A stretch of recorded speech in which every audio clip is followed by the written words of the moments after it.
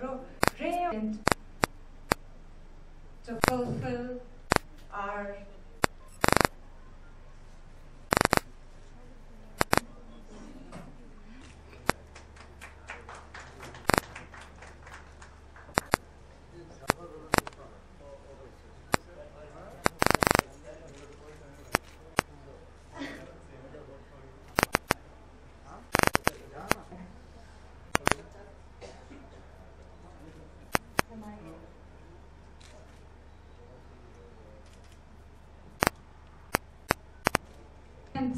to you, our producer Archana Verma, who has taken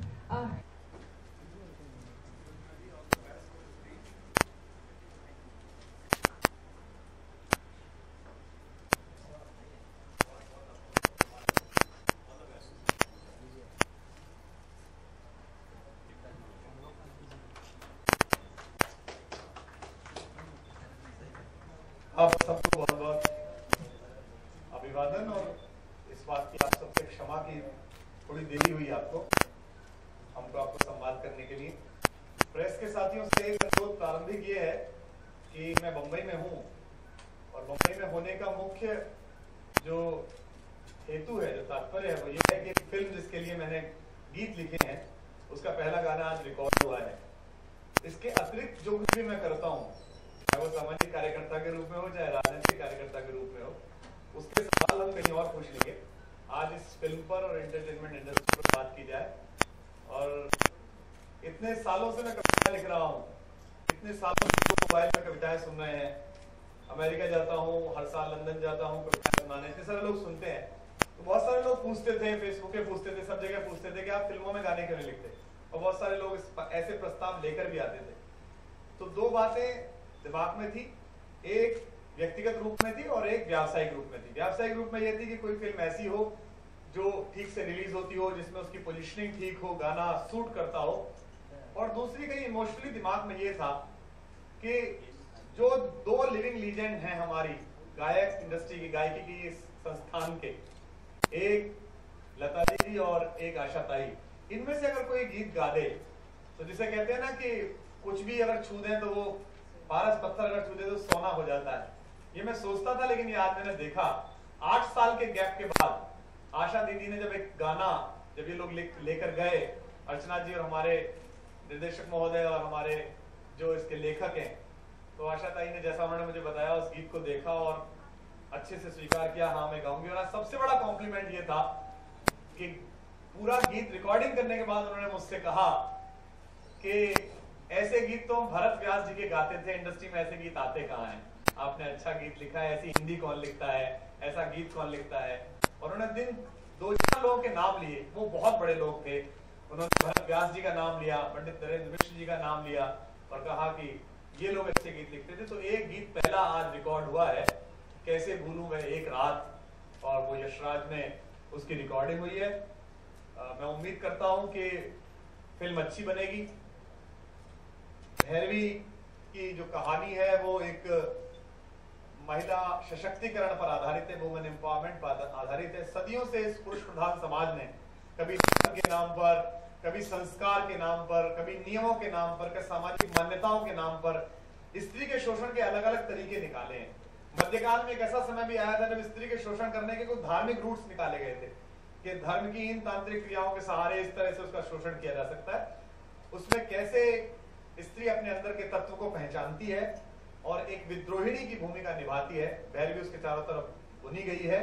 और जिस वक्त हमारी इंडस्ट्री में जिस तरह के गाने लिखे जा रहे हैं, जिस तरह के संगीत तैयार हो रहे हैं, जिस तरह की कहानियां बन रही हैं, ऐसे में एक ऐसी फिल्म का रिस्क लेना, एक ऐसी फिल्म को प्रोड्यूस करना, जो उसके निर्माता हैं उन्होंने बहुत बड़ा रिस्क लिया है।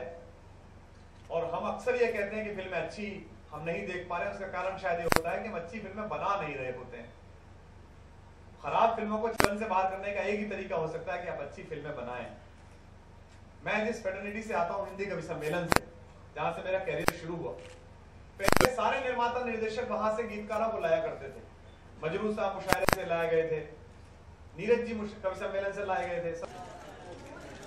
यहाँ पे लेफ्ट साइड में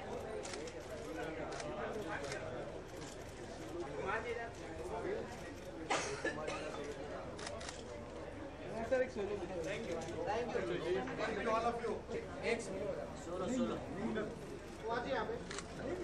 सर यहाँ पे लेफ्ट साइड में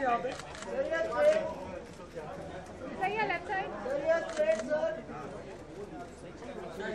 सर यहाँ पे कॉर्नर सर यहाँ पे कॉर्नर Thank you, brother.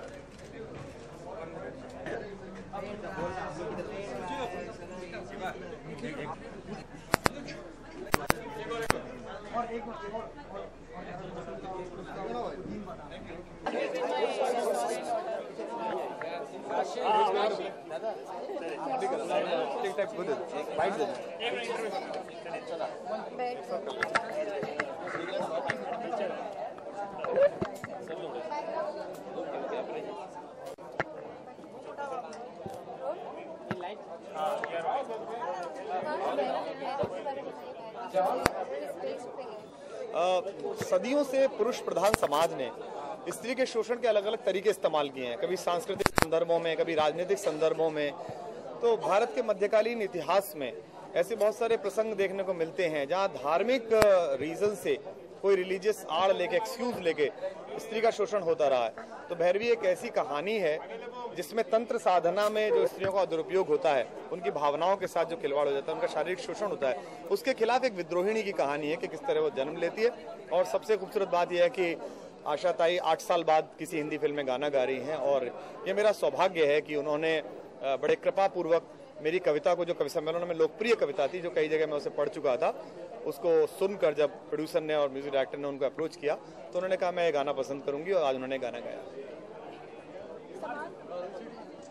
समाज सेवा करते हुए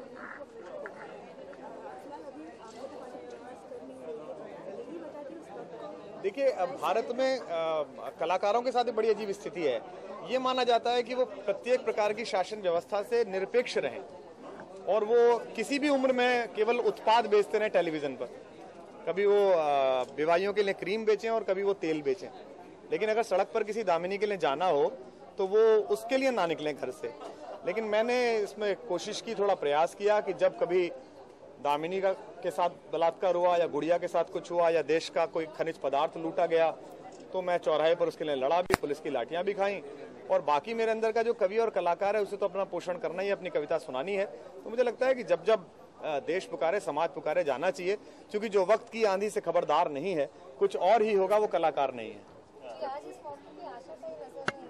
हाँ, आशा ताई आज रिकॉर्डिंग में काफी देर तक थी और सबसे जो हमें लग रहा था कि शायद 12 बजे रिकॉर्डिंग शुरू होगी, 2 बजे तक वो निपटा देंगी, लेकिन 4 बजे तक उन्होंने उस रिकॉर्डिंग को की। पूरी वो तल्लीन हो गई थी उस गाने में, बार बार उन्होंने खुद ने परिवर्तन करे।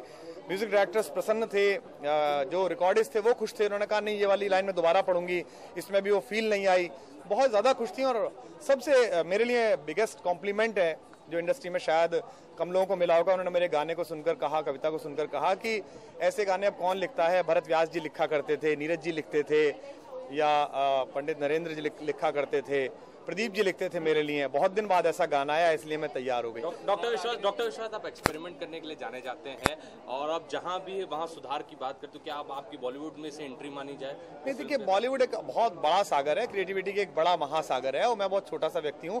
लेकिन मुझे लगता है कि बॉलीवुड में जो कविताओं का स्तर थोड़ा नीचे गिरा है, उनमें भाषाई स्तर पर, संवेदना के स्तर पर और समाज को संदेश देने के स्तर पर जो थोड़ी कमियां हुई हैं, मुझ जैसे और बहुत सारे लोग अगर मुशायरे और कवि सम्मेलन से यहाँ आएंगे तो वो और समृद्ध होगा और वहाँ अच्छे गीतकार पहुँच सकेंगे। कुमार जी, फिल्म देखने अक्सर होता है कि पहले धुन बना ली जाती है, फिर वहाँ गीत लिखा जाते हैं, तो आप क्या सही मानते, पहले गीत लिखा जाए या पहले धुन बना ली जाए, फिर शब्दों की नीति वो भरे जाए? मेरे ख्याल से यह है कि लास्ट जो प्रोडक्ट आया, अंतिम में जो संगीत बन के आए, जो गीत बन के आए, वो लोगों के मन प्राण पे उतरता हो, वो अंदर तक जाता हो। आज भी हम 70 के दशक के गानों के लिए अभिशप्त है। कुछ भी होता है, हमारे घर में अच्छा फंक्शन होता है, हमारी अच्छी पिंक फील होती है तो हम मोहम्मद रफी ढूंढ के निकालते हैं, लता मंगेशकर को ढूंढते हैं, हम मजरू को ढूंढ के निकालते हैं, इंदिवर को हम आनंद बख्शी को ढूंढ के निकालते हैं। ऐसा क्या है कि हमारे गाने हमारे मुंह पर चढ़ते हैं, चार्ट बस्टर होते हैं। कोई व्यक्ति आके ये भी कहने लगता है कि मैं तो आर डी बर्मन से बड़ा हो गया, लेकिन 6 महीने बाद वो दिखाई नहीं देते हैं। तो ये जो क्षण भंगुरता है संगीत की और कविता की, ये थोड़ी शाश्वत हो जानी चाहिए। ये प्रयास है, चाहे वो पहले म्यूजिक बन जाए चाहे बाद में म्यूजिक बन जाए।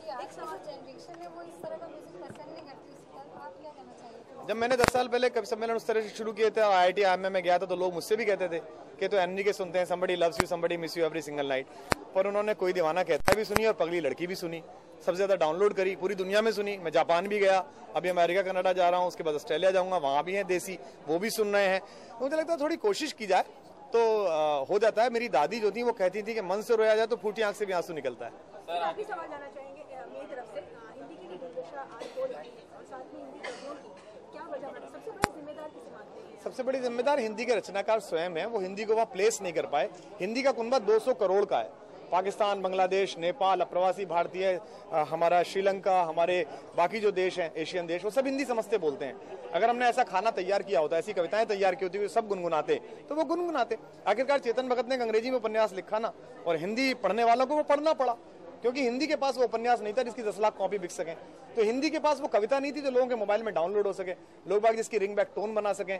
तो इसका ठीकरा जनता के सिर फोड़ने की बजाय हिंदी के कवियों को, साहित्यकारों को, स्टोरी राइटर्स को ढूंढना चाहिए कि दक्षिण की फिल्मों की सीडी कब तक आप देखेंगे और इजराइल की बनी हुई फिल्मों पर कब तक आप रीमेक बनाएंगे। कुछ तो अपना सोचिए, कुछ तो अपना करिए। इतना बड़ा कुनबा है, पूरी दुनिया आपकी तरफ देख रही है। सर आगे भी आपको गाने का मौका मिला, मुझे बुलाएगा तो मैं तुरंत लिखूंगा। आइटम सॉन्ग भी किसी मांग के लिखेंगे? आइटम सॉन्ग मेरे ख्याल से मतलब लागा चुन्नी में दाग भी आइटम सॉन्ग ही है अगर लिखा जाए ढंग से, लेकिन वो अध्यात्म पे जाता है, वो अध्यात्म तक पहुंचता है। लागा चुन्नी में दाग लगता है ऐसा है कि नायिका गा रही है, लेकिन कहीं ना कहीं आत्मा परमात्मा से कह रही है कि दुनिया के मेले में आकर मैंने खुद को अपवित्र कर लिया है, अब मुझे हे ईश्वर अपने पास बुला ले। तो आपके ऊपर दृष्टि है, मुझे आइटम सॉन्ग दिखने के दिया गया तो मैं ऐसा ही लिखूंगा जिसे मंदिर में भी गाया जा सके और